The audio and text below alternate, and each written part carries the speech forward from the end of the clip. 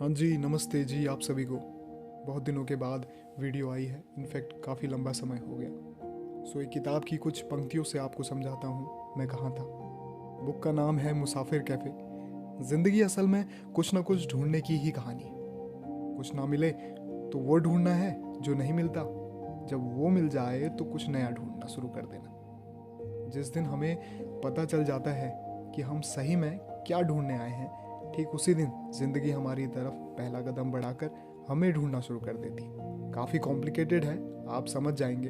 खैर चलिए फिर से बनारस दिखाते हैं आपको। मुसाफिर बनना सिर्फ मंजिल चुनना नहीं होता। मुसाफिर बनना मतलब होता है अपने ही सवालों के साथ खुद की तलाश में निकल जाना, कुछ नया देखना, फिर निकल जाना। ऐसे ही बना जाता है मुसाफिर। जय माँ गंगे सबसे पहले आपको। और दूसरा, मैं आज भारत की सबसे पुरानी सिटी जो कि काशी के नाम से है वहां पे हूँ।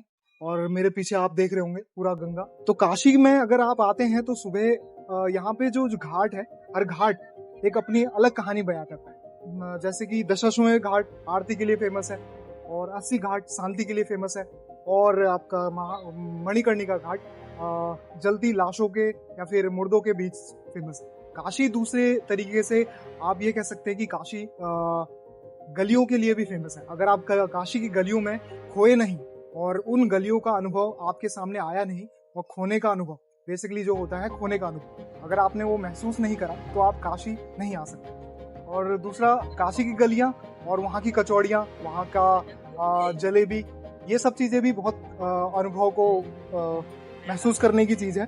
अपने आप की तलाश में बनारस होने निकला। हाँ, मैं बनारस में बनारस होने निकला। कहते हैं बनारस शहर नहीं, एक एहसास है। यहाँ वक्त भागता नहीं, ठहरता है। मैं वो ठहराव होने निकला।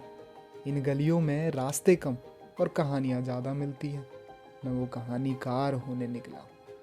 यहाँ शाम सिर्फ ढलती नहीं, सस्ती है। मैं वो शाम होने निकला। हर हर महादेव में एक पुकार है। मैं उस पुकार की आवाज़ होने निकला हूँ। मैं शांत पहाड़ों से मीलों सफ़र करके आया था। उस शांति को मन से सुनने निकला। हाँ, मैं बनारस होने निकला। अपने आप की तलाश में बनारस होने निकला। मैं बनारस में नहीं, बनारस मुझ में उतारने निकला। हाँ, मैं बनारस होने निकला। वाराणसी की सुबह सिर्फ सुबह नहीं, एक अनुभव है जो जब आप सूरज की किरण गंगा नदी पर पड़ते हुए देखते हो तो ऐसा अनुभव प्रतीत होता है जैसे स्वयं सूरज नीचे गंगा नदी से उत्पन्न हो रहा। आपका पूरे दिन का जो दिनचर्या है, अगर आप काशी आते हैं, आपकी जो पूरी दिनचर्या है उसका सबसे अनुभव करने वाला समय वो है गंगा आरती। जब शाम को गंगा आरती होती है, अगर आप वहाँ उस टाइम मौजूद होते हैं तो ऐसा लगता है कि आपका दिन पूरा हो गया है। अगर असली बनारस देखना है तो गंगा तट से नाव लेकर आप निकल पड़िए 80 घाट की तरफ, या 80 घाट से नाव लेकर निकल पड़िए मणिकर्णिका की तरफ। तो आपको हजारों साल का इतिहास आपके सामने तैरता हुआ दिखेगा।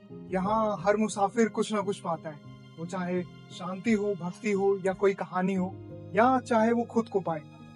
अगर आपने काशी के इस भक्तिभाव पल को जिया नहीं है तो आपका जीवन अभी अधूरा है। अगर आपने वाराणसी अभी तक नहीं देखा है तो जीवन का आपका एक अध्याय अधूरा है। मन तो कोई भी काम करेगा मन से नाव को दे मार मली क्या है चला ठीक है, मुड़न कराई ले लिया